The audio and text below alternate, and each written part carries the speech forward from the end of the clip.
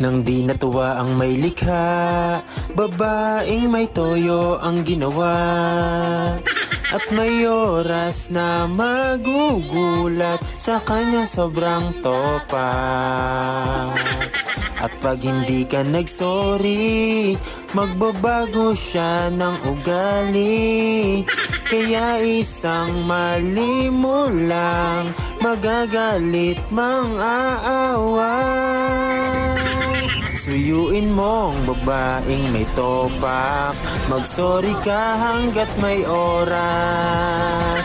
Isipin mo, hanapin mo, kasalanang ginawa kung ayaw mong ikay matodas.